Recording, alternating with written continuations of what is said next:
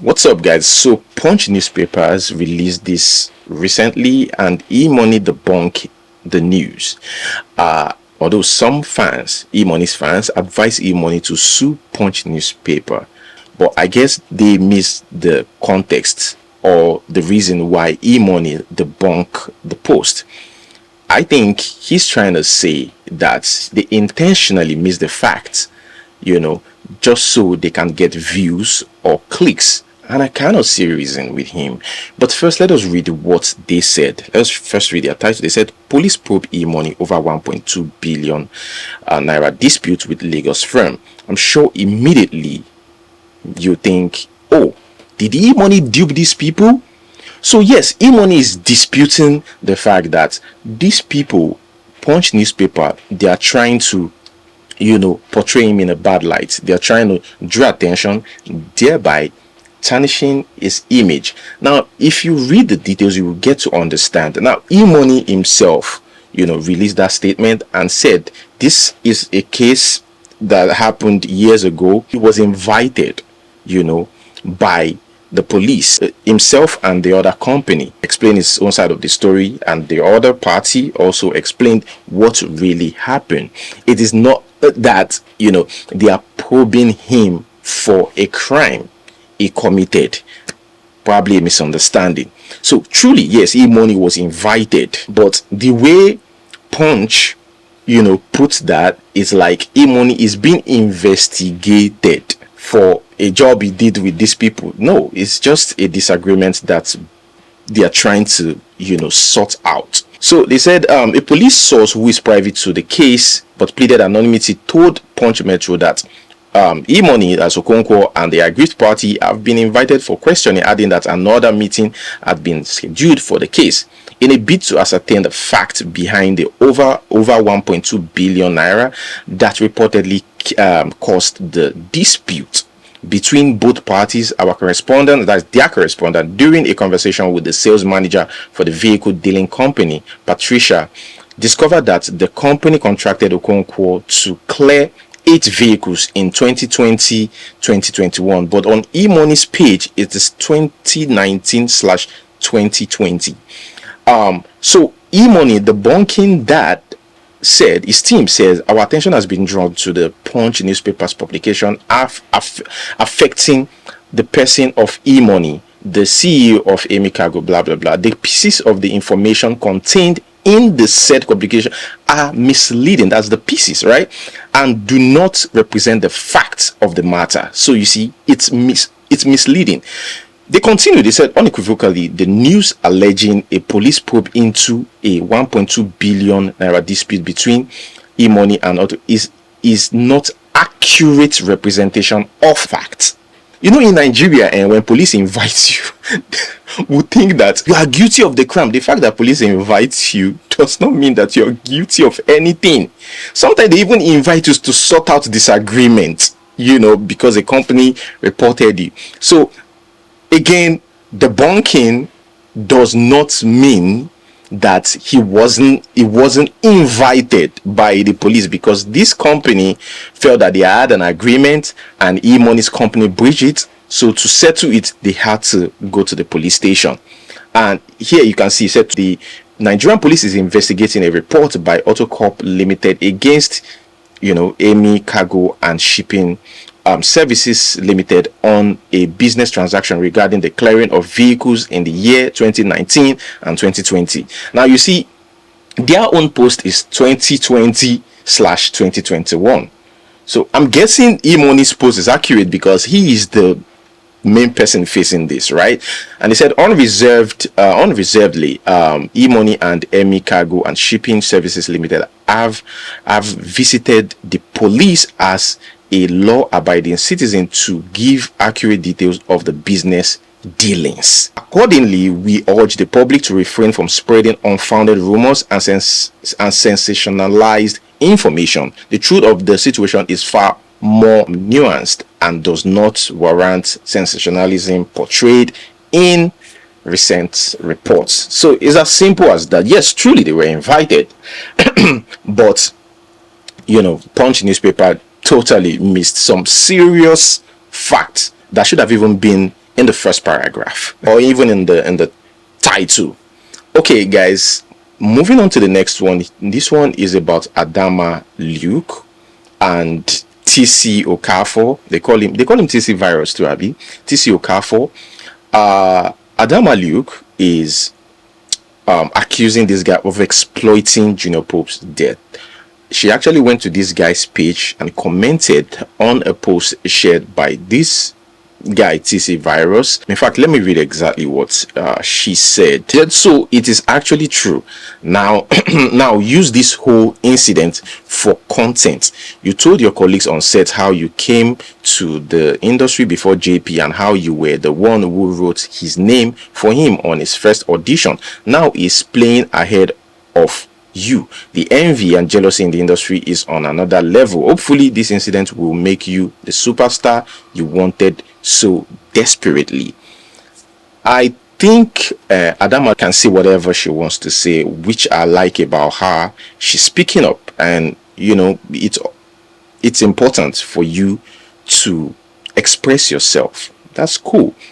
But if you think TC Virus is exploiting this whole thing, you can call his attention to it.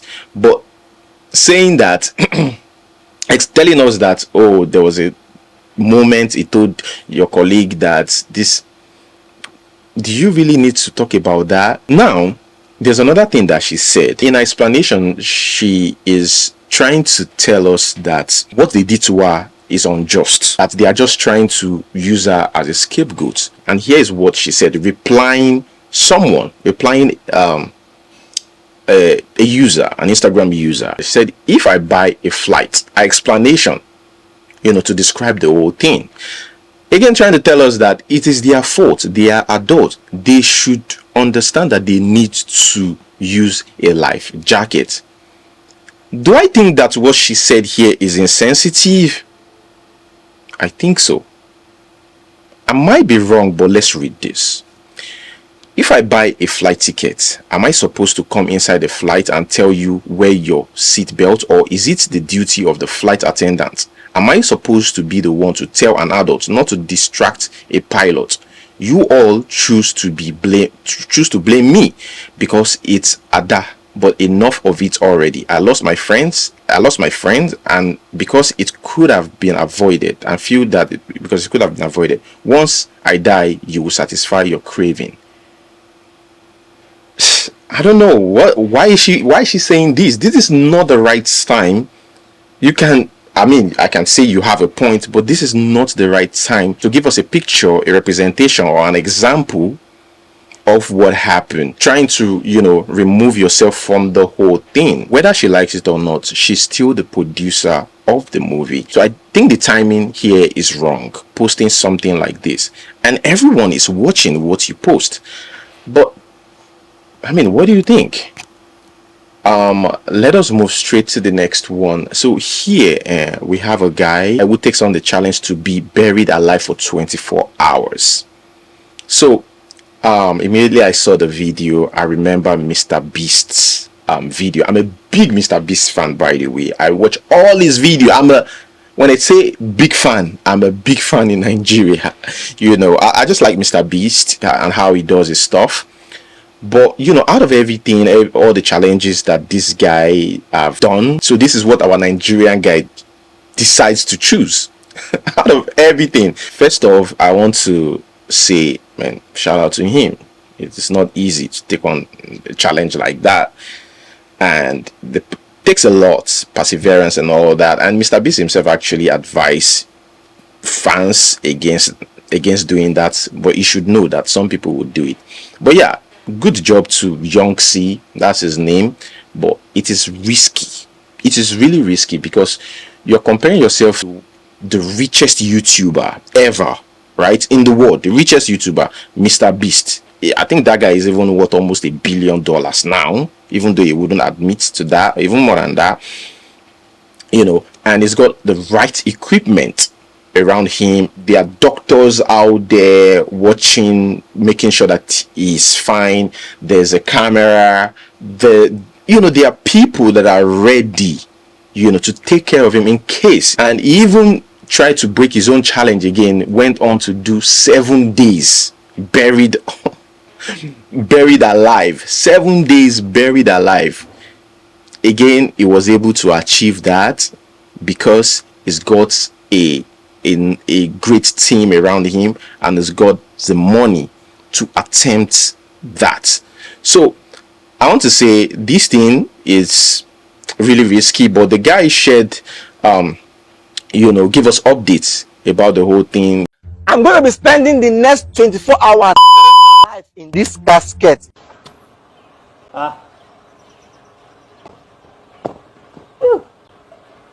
Guys, I'm in.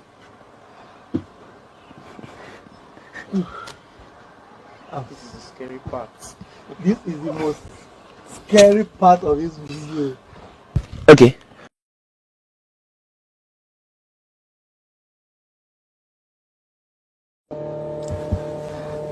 Guys, I've been alive for over 8 hours now. For those of you who saw my first video, like I've been down here, as you can see, my camera is still rolling. I have my light down there. I'm sweating, guys. I've already I've urinated here, and I have eaten. I've taken water. Guys, this challenge is not easy as I thought. The only challenge I'm having and getting me scared is that this my hand fan I have here is the only hand fan I brought in here. Then I forgot to bring his charger in here. That is just my fear, guys, because this fan is the only thing that is helping me out. As you can see, the power bank I have here is having only 2 chargers. This is type C charger for my Android phone, and this is my iPhone charger. Meanwhile, this stuff is using the old USB kind of, I don't know if you can see it, guys. Like, this is the only fear I have few hours to go. Like I told you guys, I'll be live by 7 p.m. tonight, like I told you guys. So I'm actually updating you guys in real time. See, I'm sweating. Thanks for this fan, guys. I'm still alive, I'm still fine, I'm okay. I know of you might think something have happened. Nothing have happened, I'm fine. I'm very much okay. Please, I'm going to confirm this. I'm going to go live now. Like now, because in a few minutes I'll be out of here. In a few minutes I'll be out. My problem is just I've run out of water. This is the only water.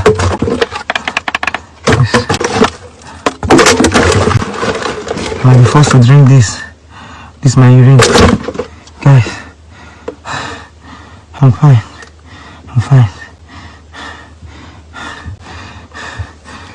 So you think that is crazy? This is crazier. So a doctor, I don't know why I'm laughing. A doctor with West African School Certificate qualification. Have you ever seen that? Yes, it's impossible. But these guys got forged certificates of Obafemi Awolowo University, Ile-Ife, and Medical and Dental Council of Nigeria certificate. So he's a professional doctor. I mean, except that the whole thing is fake. But this guy, according to the AIG, because he's been arrested in Ikorodu. I'm coming. I'll still talk about something, about Ikorodu, the hospitals in Ikorodu. But anyway, the AIG said that he successfully carried out 3 operations. They said 2 cesarean sections and 1 appendectomy. Those people that knows what appendicitis means, you know what I'm trying to say. That operation that is done around here without certificate. How did he do it? But he has been arrested. This is a huge crime. What about the one that wasn't successful that we didn't even hear about and the people died? Well, this is a developing story. I'm sure while they're investigating this issue, more stories will pop up. Now, about the hospitals in Ikorodu is dangerous. You want to be careful. If you stay in Ikorodu, fact, I will advise, if you stay in Ikorodu, try find hospitals outside of Ikorodu. Now that's what they do. Outskirts of Lagos, you know, criminals tend to go there to establish themselves. Don't get me wrong, they are big companies in those places because, of course, there's space for them to build, you know, their humongous factories so that they can manufacture different things. You know, there are legit companies out there, but I'm saying that just because it's also the outskirts and there's enough space to do anything, and you could easily hide. You can't just, you know, easily get on the government's radar because you are far away there, so it's easy for you to carry on to do whatever you want to do without being caught. And I think that is why the government, Lagos State government, should also move their search and investigation to areas like that, because that's where things like that thrive. Hospital cards, medication, medical equipment, and fake medical certificates obtained from Obafemi Awolowo University and Nigeria Medical and Dental Council. The police said a 38-year-old father of 3 has been running Skylink Medical Center for 3 years.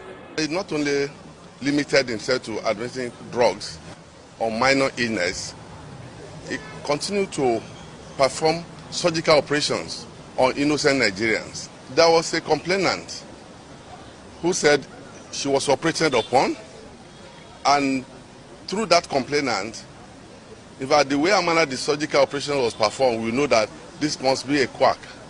We invited him and actually confessed after being drilled. He confessed that actually the certificates of the Obafemi Awolowo University is parading as a medical doctor was fake, that he got it from the net. The one of the medical association that permitted him to practice medicine is also fake. Though police insist he had earlier confessed to having performed 2 cesarean sessions and 1 appendectomy. I have only SSC. I have worked somewhere as a nursing assistant. Nobody taught me, but I used to help my boss then when he's performing the surgery. When you start surgery, what do you do? Surgical blade to dissect the stomach. It's appendix. After opening the stomach, then you cut the appendix. After cutting the stomach, then you suture the appendix and suture the flesh, fat, and the skin. Then you pack it with gauze and apply plaster. How much do you charge? 150,000. I am telling Nigerians to be wary about the people they submit themselves to for surgical operations. Such persons should be checked properly and double confirm before allowing anybody to operate on you. He has a total of 6 staff, 2 trained nurses and 4 untrained ones. Meanwhile, the hospital facility has been sealed pending the outcome of investigation. Ivy Kano, TVC News, Lagos. And this guy said he charged 150k for doing operation on the appendicitis, 150k. And I want to ask, who financed him? What about the people that knows? Because he said he was a nurse before becoming a full-time doctor. So what about the people that knew him? What about even the hospital that is served under, the doctors in that hospital, those in that hospital that knows that this guy does not have a certificate? This guy is just a nurse. Why didn't they report this guy a long time ago? We are talking about somebody that have treated over 200 people. Okay, guys, here we have a man that won 14 million naira, but the betting company refused to give him his money. So he came out to share his story with us. I think we also need to know why they refused to give him the money, because I know somebody that won over 20 million naira and he was paid. Actually, I don't bet. I'm not I don't gamble. I'm not a gambler. I only do it once, maybe once in a year, but I hardly do that. So I don't really know much about the processes, but I hear stories. I have up to 14 point something million naira into that sporting bet account, which I try to withdraw and they log me out.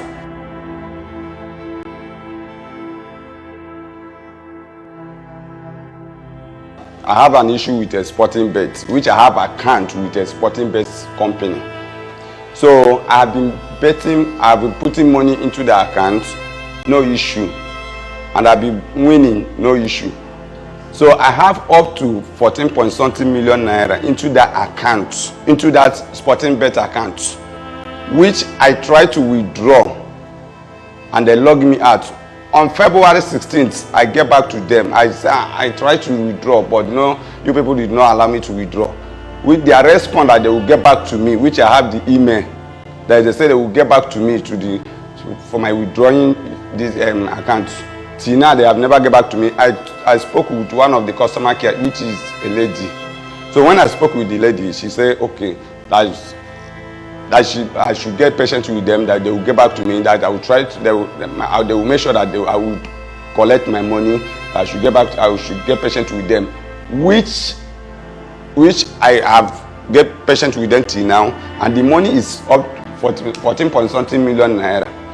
Till now, I've never collect that money from sporting bet, which I want that money from the sporting bet. That is the reason why you see me here. That is any other. I'm not looking for trouble, but what I want is my money.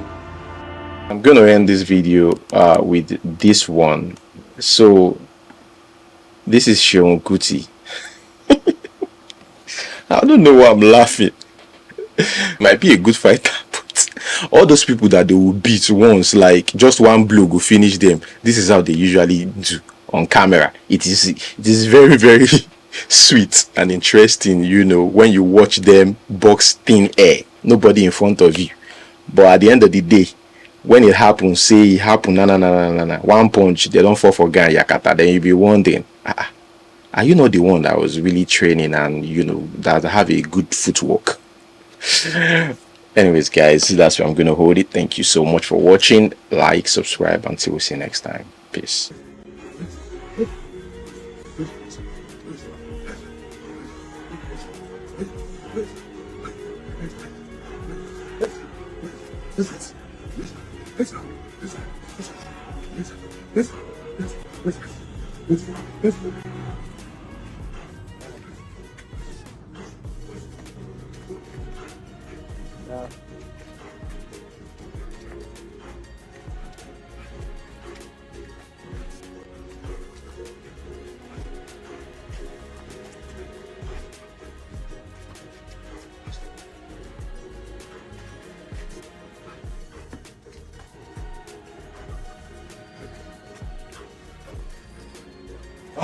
One more round.